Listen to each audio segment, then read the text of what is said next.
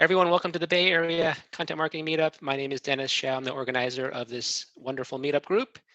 If you are not familiar with us, go to meetup.com and search for Bay Area Content Marketing.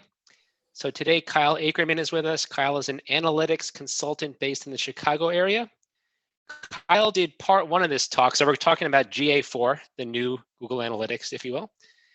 He did the original talk in October, and we had a full hour, and Kyle didn't have enough time. So that's your fault, Google. It's GA4 is way too complex. I think it's my fault. Well, it was partially Google's fault too. So Kyle's gonna do maybe a little bit of a refresher from part one, and then dive into part two. So Kyle, thanks for joining us, and take it away. All right, let me get some of the tech stuff out of the way. Share my screen. Go into present mode. Hopefully this takes me where I want to be. All right, so can you see that? Does it look good, Dennis? Yes, we can see your title slide, yeah. All right, cool. So yeah, this is part two. This is, just keep in mind, this is an intro to the tool. So we're not gonna go too deep into like how to use it because that could take hours. But this is just to kind of get you some exposure to it. If you're not familiar with it, you might learn a few new things here and there. I like this idea of one thing, like just try to take away one thing today, if you can, that you can learn and apply in the future. So if you're not familiar, Google Analytics 4, it's the newest platform from Google, their newest measurement platform. It came out of beta in October 2020. They're trying to get everyone to start using it. They want it to become the primary source of your reporting and analysis. But honestly, the tool's just not ready yet. And it's still under heavy development. And so that makes it challenging for all of us because it's like, well, when do we start learning it? Do we keep using the old one? Is there going to be a forced cutover? I don't have some of those answers, but some of them I can definitely help you with. So that's kind of where we are today. The reason Google Analytics 4 was invented was because of the changing world that we're in now. So the current analytics was invented almost 20 years ago and hasn't had a ton of changes over that time. So imagine 20 years ago, we didn't have smartphones, we didn't have social networks, we didn't have apps. We basically just had computers and websites. So the world we live in now needs a different measurement platform to be able to capture all of the new ways that we interact with sites and apps. So that's kind of the quick recap, I guess. You can watch the video of part one to go a little deeper into the why they invented it, but let's just dive in. So the first thing that you need to know, without getting too technical, I hope, is that GA4 uses a completely new data model. The way they collect data is completely different than Universal Analytics. I should mention, I'll probably call it either UA, Universal Analytics, or maybe GA3. That's the current version. So that Universal Analytics, they basically use sessions or visits and hits. So a page view is a hit, a transaction is a hit, and then they have event hits. Now in Google Analytics 4, you have events. So every action you can take on a website is now logged as an event or can be logged as an event. And then you have parameters, which are just additional pieces of information that come along with the events. So to give you just a visual of what this looks like, this is the current analytics. So you've got a user and they create a session when they come to a site, and then they can, they can have these different hits. They can buy something, which is a transaction, page view hit, or an event, where the new model in GA4 starts with a user, but now everything they do is an event. So an event could be a purchase. An event could be a page view. It could be a scroll on a page. It's infinite. And then you get these parameters that help describe that event. So that's the big difference in how the data is collected. And I think the big takeaway from that is that these two are incompatible. So your current analytics and GA4, you can't combine that data. So that's going to become very important when you try to figure out when to start measuring GA4, and we'll talk about that later. I tried to come up with a good metaphor to kind of describe these two, and I don't know if this perfectly works, but maybe it'll get you a little bit of the way there. Think of universal analytics as a car. It's a perfectly good mode of transportation, and then maybe think of GA4 as a plane. So those two are kind of incompatible. I mean, they both help you get somewhere, but I'm pretty sure they don't use the same type of fuel. Most of us wouldn't store them in the same garage. So, they're different, even though they kind of do the same thing. They get you from point A to point B. So I don't know. I'm still working on metaphors, but maybe that'll help you as you're trying to figure out these two. So let's dive into what these events are, because they are so central to GA4. So an event is any distinct action that happens at a distinct time, and then it's associated with a user on your website or app. And I should stress, that's one of the important things is GA4 will now measure website activity and app activity, if you have an app, together. Whereas before they were separate. If you had an app that you had to use a separate tool called Firebase. So examples of events, page views. It's a very simple one, but that is an event now. You might have add to cart if you have an e-commerce site, form submit, generate lead, that kind of thing. So event parameters, this is just additional information that is sent along with that event. And it provides context into kind of the, who, what, where, when of that event. And you can have up to 25 parameters for every event. So since this is a content group, I thought I'd give a content example of how to use parameters. So say we had an event called content view, or maybe blog view or article view, something like that. The parameters that you might want to send along with that event could be article ID, article title, maybe author name. So, these would all come along with that event, and then you could sort your data by these. So, that can be very useful. So there are some default parameters that Google just collects with any event, even custom ones that you create. That's things like language, page location, page title, the screen resolution that somebody, of the device they were using. So that's kind of it for parameters. So let's dive into the different types of events. So there's basically 4 big categories. There's automatically collected events, enhanced measurement, recommended events, and then custom events. So I'm going to try to go through each of these fairly quickly, just so you can get an idea of how you might use them. So automatically collected sounds like what you think it is. It's the tool collects it and it's available for you. So these are triggered by basic interactions. So things like a page view, a click, a session start, screen view if you have an app. These are all automatically collected.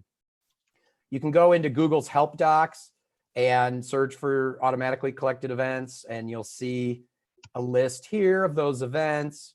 It'll explain how they're triggered, and then it'll give you the parameters that'll come along with that. So one thing I want to stress is if you have questions about any of this GA4 stuff, I just start using the Google help docs. They're doing a pretty good job of keeping these up to date, and they're really useful because there's so much new material that I just rely heavily on these help docs. We have enhanced measurement. So this is Google's attempt to make it easy to measure common web events. So things like page views, scrolls, downloads, and video views, things like that, that everyone might be interested in. And they've made it really easy in the interface to set these up.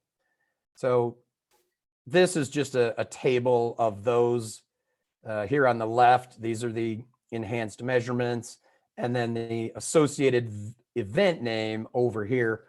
One that's a little odd, and I'll mention a couple times.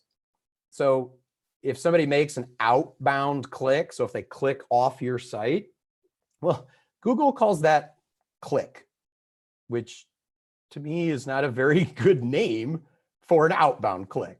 So, but anyway, we can rename that, and I'm going to reference that later. So here's where I was talking about. These are those enhanced measurements, and this is in the setup, which I'll show you also later too. But you can just turn these on and off, and then it'll start measuring it. So that's super useful.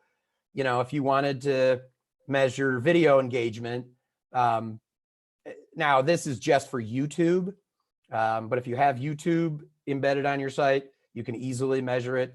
If you use something like Vimeo, then that's going to take some more advanced setup, but these things are pretty easy to set up. Now we have recommended events. These are ones that Google says, hey, you could get some usefulness out of these events. And there's a whole list of them, which I'll show in a second. But it's things like generate lead, begin checkout, you know, if you have an e-commerce site, maybe log in if you want to track that kind of activity. These are not automatically sent to the tool, so you have to add them. But here are some of those recommended events. And again, this is from a Google help doc. So these are some of the events, and then it just, this column shows you, you know, what triggers it. So you know if it's, you know, something that you can use for your data. And then the last one is custom events, and these are ones that you create. So you would use that to, you know, make a brand new event from scratch, or maybe you want to change an existing event. So creating a new one, you know, and then you would set the conditions on what triggers that. You may want to rename an event. So a perfect example, there's that one that I said was just called click. Well, I renamed that outbound click because that's actually what it's measuring. And then if you have like maybe like a typo that's causing a measurement error, you could fix that in here too. A quick note on the naming convention of events. They have to be all lowercase. So it would be like purchase with a small p, not purchase with a capital P. And then if you have multiple words, which you can have in your event names, they have to be separated by an underscore.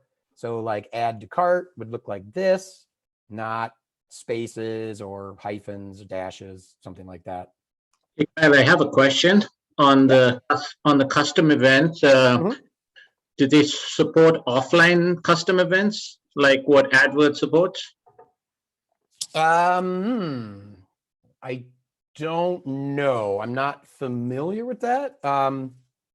Let me take a note for that, and I can look for that later. So you're saying, does it support an offline event?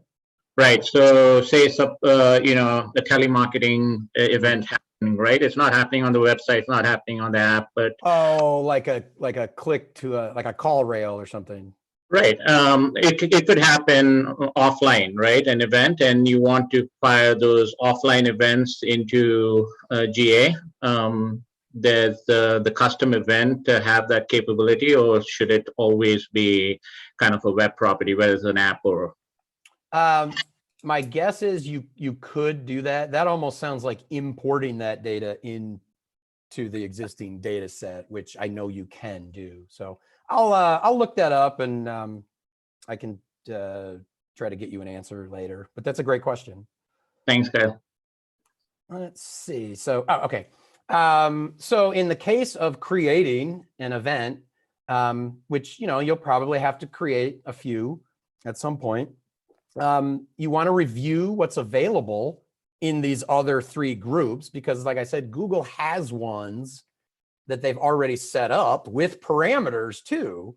So you don't want to necessarily duplicate their efforts if you can find one they have that'll work for you. So review what's available first. And then if you do have to create your own, I recommend using Tag Manager for that. I'm not going to go too deep into how to use Tag Manager today, but that's another skill set that you will probably have to learn about if you're not that familiar, because it does make using GA4 a little bit easier.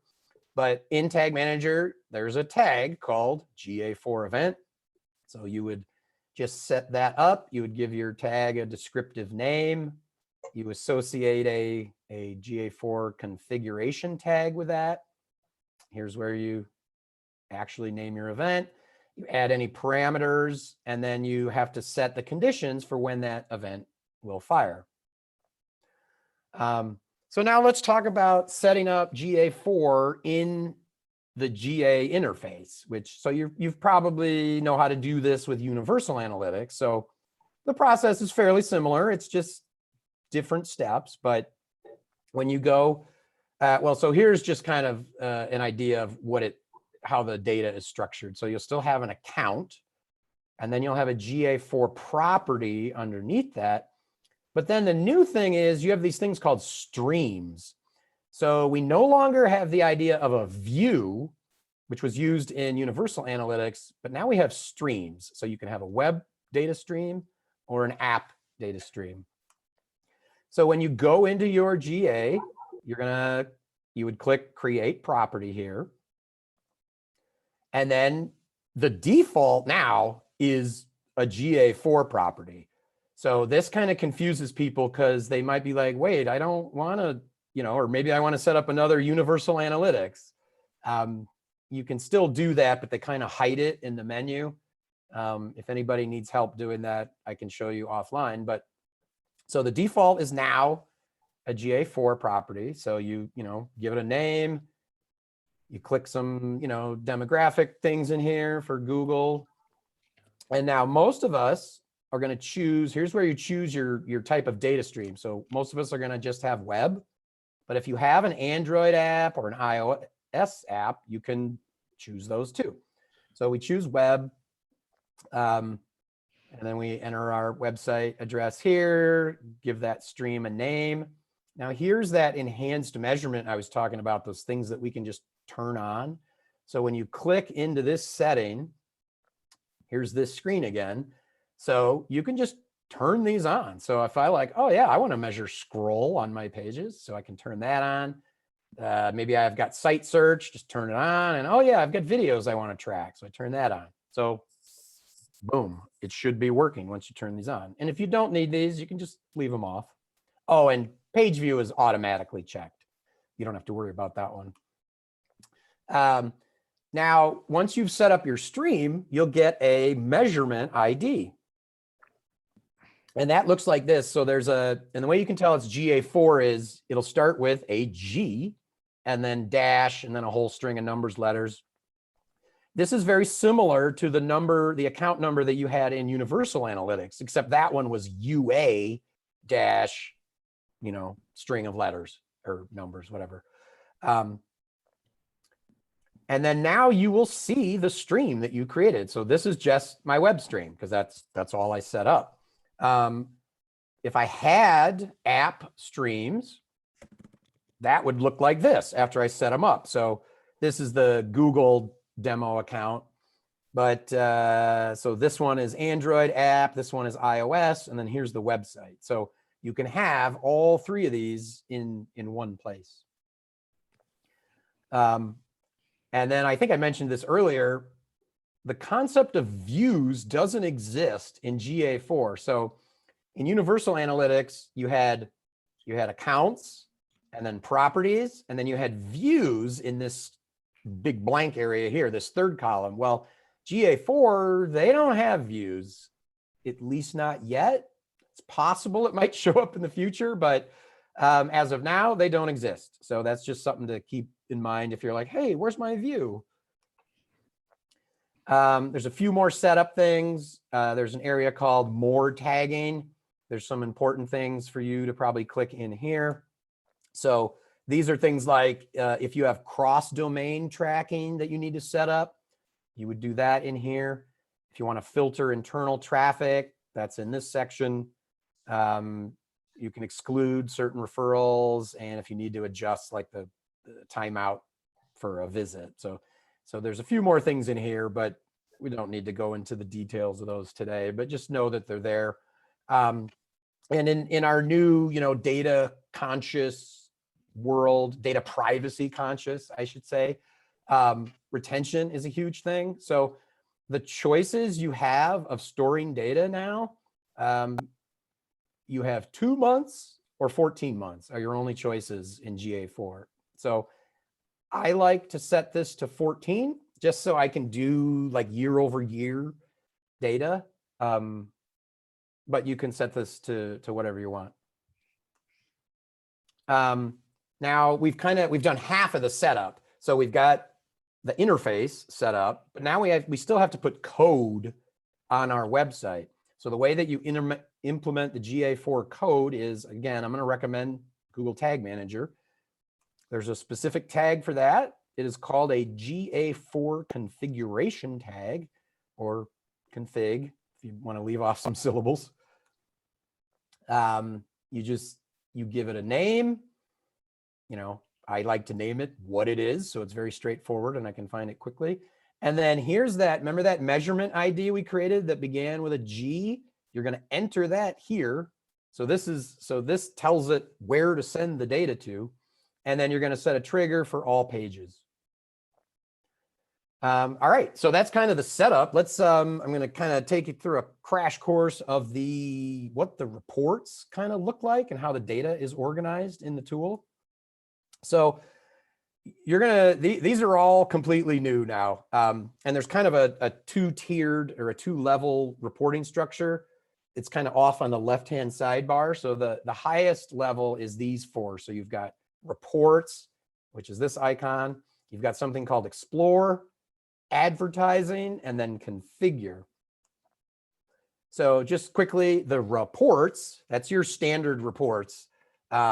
They help you answer kind of the who, what, where of what happened. And then, so they're showing like actions and results. And then the explore section, those reports help you answer the why questions, why something happened.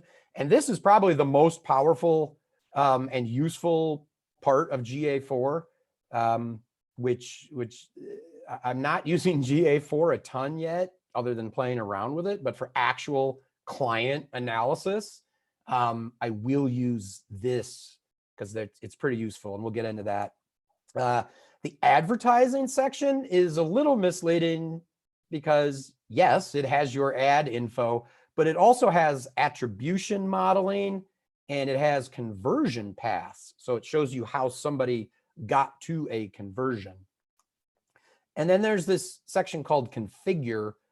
And this is where you kind of set up and, configure your events, your conversions. So now everything is, you won't see the word goal in GA4, but it's basically the same thing as a conversion. So to me, those words are kind of interchangeable. You have audiences, which are kind of like segments, and then custom definitions. So let's take a look at some of these reports, the standard reports. And to give you some context, I want to start with Universal. We had a very nice way to remember the high-level reports in Universal, and it was the ABCs of Universal. And what I mean by that is we had acquisition, behavior, conversions, A, B, C. Simple to remember. Well, we don't have that in GA4. Now, when we go into the standard reports, we have, I don't know, A, E, M, R. I don't know. I haven't come up with a cool saying for that or acronym.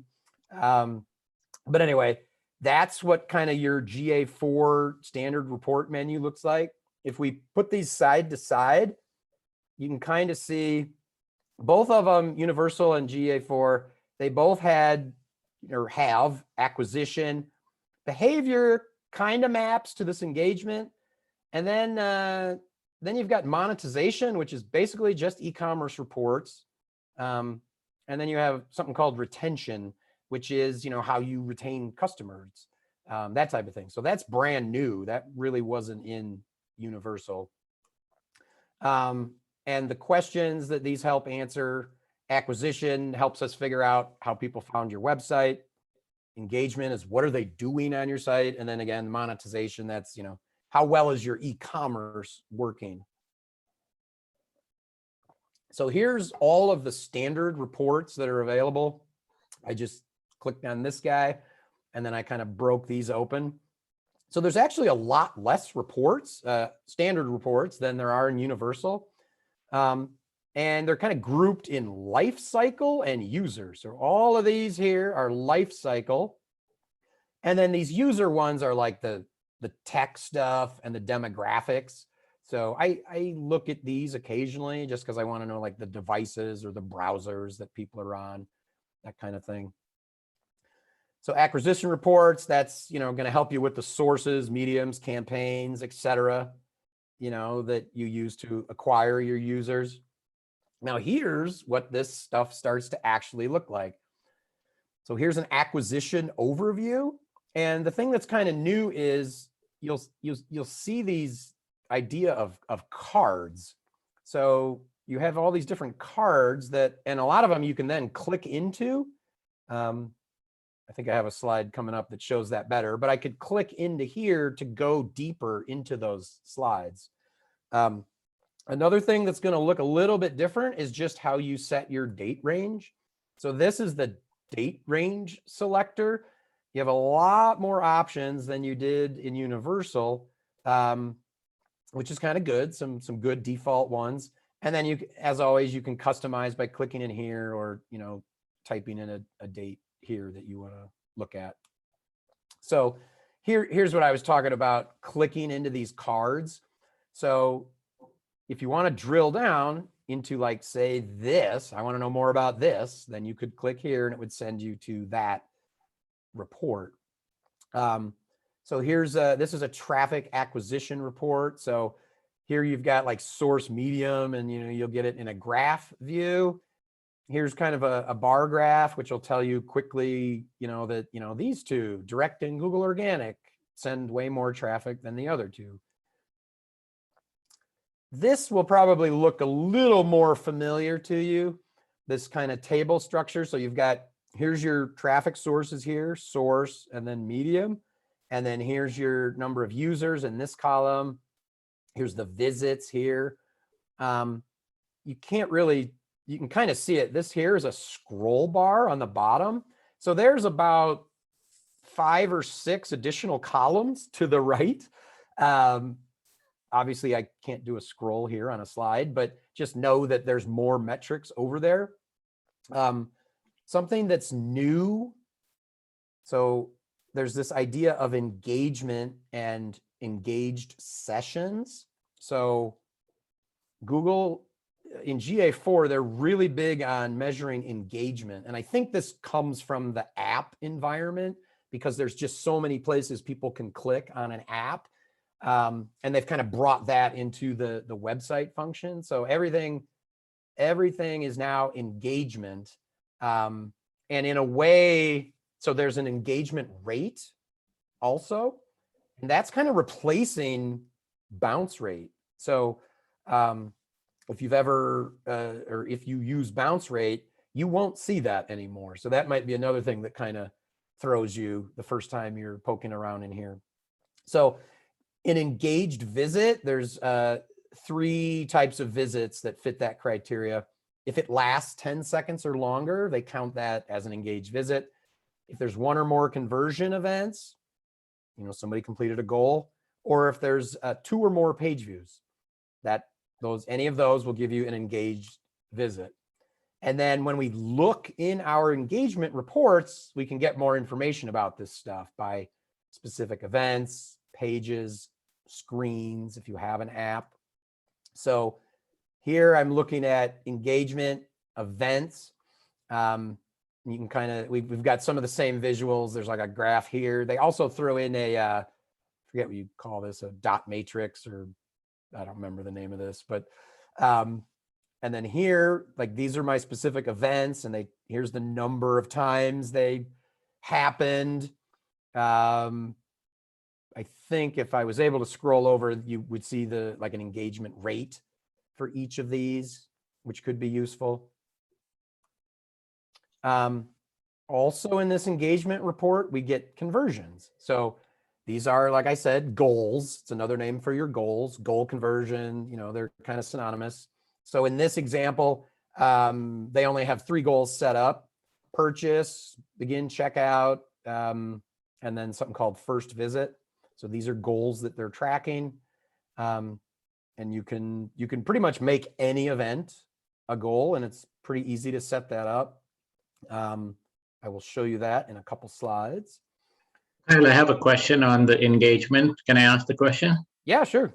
What's considered engagement? If the user is on the page for 10 seconds, you said is an engagement, right? But do they actually, as part of the report, do they actually put in the time spent on the site, or is just a number?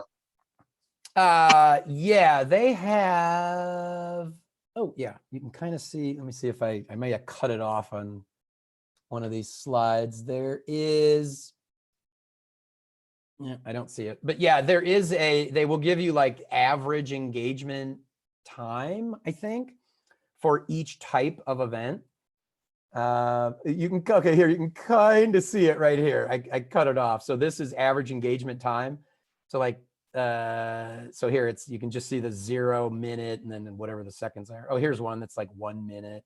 So yeah, you can get that time element if that's something that's important that, to your business, and you can act on that data that is available now for an engagement. Does that mean that you would have to visit 2 pages? Or how would they differentiate between somebody who visits page 1, abandons?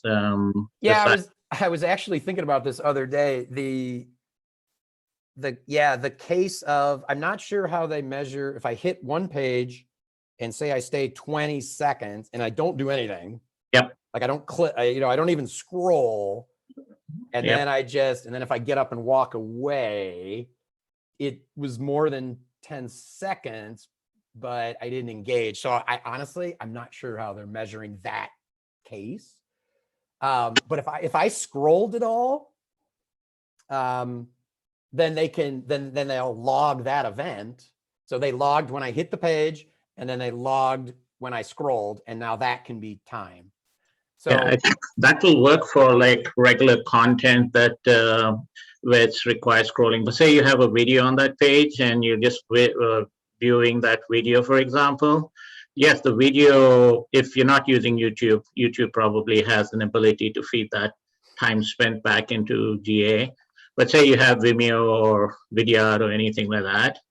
Yes, those video players may be able to track the time spent, but GA won't be able to track that. I could be watching a thing with no scrolling, and unless they're not using any sort of you can actually, excuse me, any engagement with a video you can track. Now it's easier with YouTube because it's a Google product. But there are ways to set up tracking, the same type of tracking, for Vimeo, for, I don't know, there's probably hundreds of players, but the main ones that people use, you can track the same things that the YouTube tracking will do. So yeah, it'll show up as an event. So specifically, it'll say like video play or video start or video time. So yeah, you can definitely do that. Okay. Yeah. So this page, this is probably one that, so what this is your behavior page report that you might be useful in Universal Analytics. The thing that's a little bit different is the default is the page title.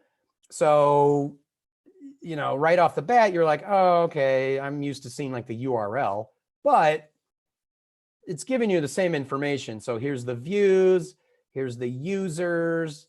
And so you can find out which of your pages are most popular. Now, if you want to see those URLs instead, we can come here and there's a little pull down menu. We can change this so it doesn't say page title, but now it says page path.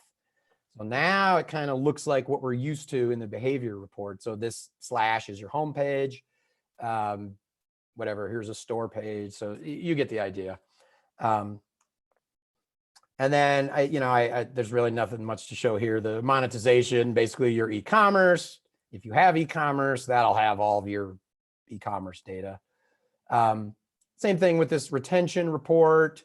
It's dealing with, how well you keep customers, and you can look at lifetime value and cohorts and all these things. And most of the companies I work with, they're not even ready to attempt this stuff. So I don't know how many, big companies will probably look at this, but 90% of us have bigger fish to fry, I think. Now, the stuff I do really like is this explore section. So there's a lot of customization in this area. You're basically creating custom reports that will help you do analysis. These reports, so these are called explorations, and they used to call this little section analysis, but then they changed it to exploration a couple months ago. These first 3 that will show up, these are kind of templates that you can start with. So, and these are the ones that I use the most. So, and I think that'll help you the most. So there's freeform, there's a funnel, and there's a path exploration. So the way these work, you're kind of create a table basically, and the pieces to create that, you will have segments, dimensions, and metrics. And these are all things that we use in Universal Analytics. And that's how we kind of create the rows and columns here. So it just takes a little bit of planning. It's like, again, what are the questions you want to answer? And then you could build a simple report here that shows those, instead of use some of the standard reports that, have a lot of extra metrics that maybe you don't need. So I like the free form. There's also a funnel exploration that you can use, and you can set this up in basically 2 different ways. You can set these up to look at like locations. So what I mean by that is pages. So I could set this up so this first step might be my home page, then maybe this is add to cart, if it's e-commerce, and then maybe this is checkout, and then maybe this is purchase complete or something. But it could be anything. It could be viewed a blog page, went to newsletter sign up form and completed form. So this one is pretty powerful. Once you get it set up, you can, so you can analyze a specific funnel, and this is much better than the funnel analysis that's available in the current analytics. And then we have a path exploration, which I really like. And this will kind of show you all the different paths. Again, you can there's 2 ways you can do this. You can do actions. You can see like different actions that happened in a sequence, or like page views. So I could set it up to like, this is just going to show me the pages people went to, and then the next set of pages, and so on. Or, so this example I have here is it's showing event names. So it's saying, oh, somebody looked at a page view, and then, then they went to, then they viewed a promotion, or they did this new engaged user. So you can get really granular with this, but again, I would start with a plan on what you want to measure in your path analysis. But those are the 3 that I think are super useful in that explore section. We've got the advertising section. You can look at attribution models in here. So that can be things like first click, last click, that kind of thing. So if your company is at that advanced level where you're looking at different attribution models, here's where you would do that. another similar way of looking at that is in conversion paths. So you can choose your attribution model here, and then it gives you kind of a cool visual by traffic source, like how these work. So this is early touch points, this is mid touch points, and this is late. So just in this example, I'm not sure what the conversion was here for this screenshot, but we can see that, you know, organic search did really well at the early stages of this conversion and at the end, but it really didn't contribute a ton in the middle. But this can be a super useful visual tool to see kind of the conversion path and how attribution happens at each step. This kind of shows similar information. It's broken down a little bit differently though. It shows you, so like here it says somebody visited your site twice from organic search and then converted. And then you have all these other different ways that they converted. So here they visited twice from a referral source and then converted. So a lot of different ways to kind of slice that traffic and conversion data in this area. And then finally, we've got this configure section. And this is where you can see all of your events.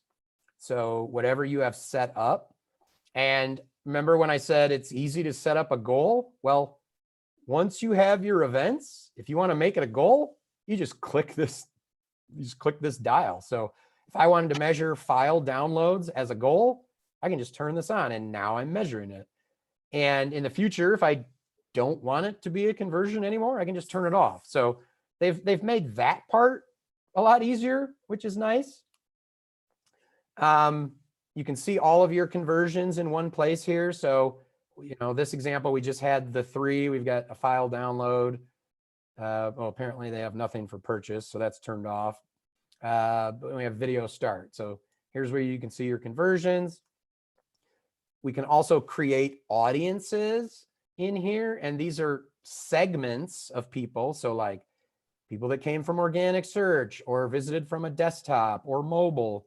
And then this would help us segment some of the other reports that we're looking at. And then we also have a custom definition area. Now, this is kind of a pain in the butt, but it's something you need to do. So remember, I was talking about parameters that come with these events. So the parameters, a lot of the parameters by default don't get pushed into a lot of the reports that you want to look at. So this is basically a way when we create a custom dimension for a specific parameter, now that parameter will show up in our reports, but it won't until we do this. So these are some basic ones that I add all the time. Like, so if you're measuring clicks, a good one to pass in here is like link text, link URL. So then when I look at that click event in my reports, I'll be able to see the text that they clicked on, the URL they clicked on. So I get some additional information, but you have to add this, which is kind of a pain, but I don't know, just one of the things we got to do. Some other notable things in GA4 I want to mention or re-mention, I guess. There's no bounce rate. Everything is now this engagement or engagement rate. There's no views. So now it's just account and then property. The tool has a lot of machine learning capabilities built into it. So the more and more data you collect, the tool will start to kind of predict insights for you, which can be super useful. There's a BigQuery integration. So basically what that means is if you have some advanced measurement needs and you want access to all of your data, you now can pull it all out from GA4 and put it into like a data warehousing tool and run all kinds of advanced data queries. So I'm talking about like doing, you know, data science type activities. This is not really where I spend my time, but if you have the needs, you can do that now. Whereas before, I think you had to buy GA360 to be able to have this feature. There's a nice debug feature when you're adding new events and you want to see if they're working. And I touched on that there's a lot less standard reports. And that's good, but the standard reports that are available aren't that great. And so there are a lot more customization opportunities now. So this requires a little bit of planning. So let's talk about, where do we start with this tool? So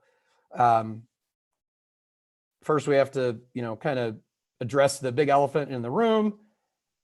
If you haven't figured it out, this is really complex. And it's different. So you're learning something completely different, and that makes it tricky. So, why is it so complex? Basically, even the current analytics, but especially GA4, it's made for everybody. So when I say everybody, I mean huge companies like Amazon, I don't know, Target, whatever, any big company you can think of, Fortune 50, they could use this if they wanted to, but it's also made for like you and me, small businesses, mid-sized companies. So to be able to help all those different people, you got to have a massive tool, and that just, increases the complexity. So, you might be riding the struggle bus a little bit and feeling, like this guy when it comes to trying to figure out this new tool. So, how do we make all of this a little bit simpler? And anytime I think about this, I just go back to these tools are just to help us answer our questions. We have business questions. We want to get answers to those. So those are very basic, kind of who, what, where, when, how are people finding my site? When do they visit? What do they do? That kind of thing. So before you open GA4, or even, when you go into your universal analytics, it can really benefit you if you make a list of all the questions you want to answer. And this can be a short list. Like I would start with 3 to 5 questions. What's the most important questions you need to get answered to help you improve your marketing?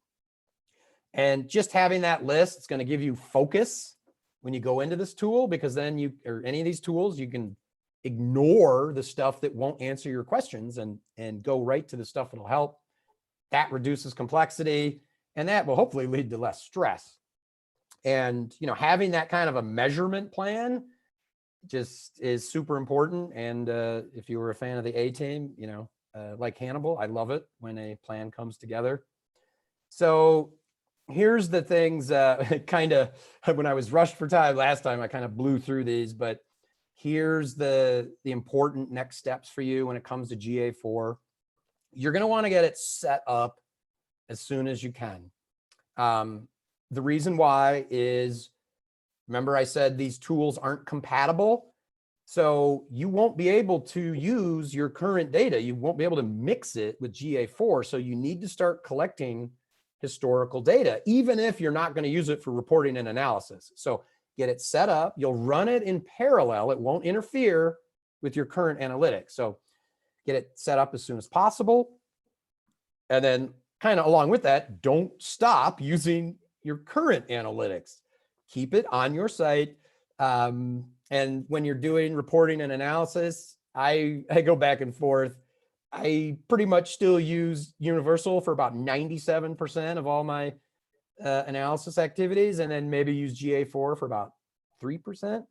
And that's probably those Explore reports. And then don't remove your universal analytics from your site, whatever you do. That's the absolute worst thing you could do, because it is the best measurement tool you have now. If you take it off and install only GA4, now you just have GA4 data, and that's going to just make your life a lot more painful from a measurement standpoint. And then I think the last thing is start learning GA4 as much as you can, just a little bit every week or every month or however you want to do it. It is very complex, and you just need to start kind of playing around with it. If you don't have it on your website, you can use the Google demo account. So the way to find that is you just go to the, just look up in Google, GA4 demo account. You'll find this page, and then you just click on these links, and then you'll be able to set it up right inside your account. And then this is just Google data that they're making freely available from their merchandise store. But you get 2 versions of GA4 here. And you can also play around with their universal thing. You won't break anything in here. So if your site has GA4 and you don't want to mess it up, go in here and just play around. So my final thoughts are, this tool is really complex. There's a steep learning curve. So I advise spending some time planning, just that's that list of questions. What do you want to measure? Also the specific segments or audiences that are important to your business. There's lots of customization available. And we will probably have to use some of that. That's because the standard reports are just not that useful yet. Maybe they'll get better in the future. None of us really know. And it gets kind of technical. So you probably could benefit from a basic understanding of Google Tag Manager. If you're not that familiar with that yet, I can send out some resources to help you learn that. And then you're going to rely heavily on these GA4 help docs. I use them all the time. They do a pretty good job of updating them. And yeah, they're just great reference points. So that's it. We made it. Part 2 is done and in the books. And now, if we've got time, Dennis, we can answer a few more questions. Yeah, I think we have time actually just for one question. So who wants to ask it? Elizabeth has her hand raised. All right. I have a question about the audiences. Yeah. Do you know, will there be an easy way to integrate those with, say, AdWords for retargeting? Yeah, that's, yeah, I didn't go into it, but yeah, they've, as you could probably imagine, they've made that really easy. I was going to say, that seems like a really natural thing. Yeah, no, that one they made really easy. And when you start playing around this platform, you'll see little clues that, oh, they really want you to buy ads. Right. I mean, it's pretty obvious how this platform, is designed to also get you to buy ads. But yes, if you do a lot of ads, they make it super easy to connect those two. If you connect with me offline and I can help you figure out how to do that. And if you guys want to, I write about GA4 and general measurement tips and other stuff like that. So if you're interested, you can go to my website and sign up for my newsletter. And yeah, that's all I have for today, guys. So how many people have you guys played around with GA4 yet? Where's everybody at? Looks like we have a yes in the chat. I have not. Beginning. Yeah. Beginning. Yeah. I just recently started another client on it, and I wasn't able to create a UA. And I was like, why am I not getting any views? And yeah. I can show you how to do that. They hide it. Yeah, obviously. It's still there. It's still there, which is good to know. And in fact, that's probably something I should say. If you're starting with like a fresh client or that maybe didn't have data before, I would recommend setting up the UA and also the GA4. And again, they run in parallel. Mm-hmm. But yeah, connect with me and I'll show you I can show you how to go set up the UA, because yeah, once you know where it is, then it's pretty straightforward. Okay. Thank you. Yeah. Okay, I'll have one. Oh, was there someone else speaking? Yeah, I just had one last question. Carl, did they make any intention to sunset UA? That is a great question, and we don't know. So the kind of the current rumor floating around is like 2023. GA4 is going to become the primary analysis tool, but I don't know what that means. So in my mind, that could mean two things, I guess. They could completely make UA go away, which I think might be a mistake. So like I couldn't even access my old data or keep running UA on my site. I think what's more likely is they just won't let you. So right now I can still create a new UA account. They just hit it. But I'm thinking in the future, they won't let you do that. So like the only thing you'll be able to create new is GA4. But honestly, this is what's frustrating for people like me is nobody knows. And because the tool is still not ready for prime time, it makes it hard to recommend to people like when to start using it as your primary tool.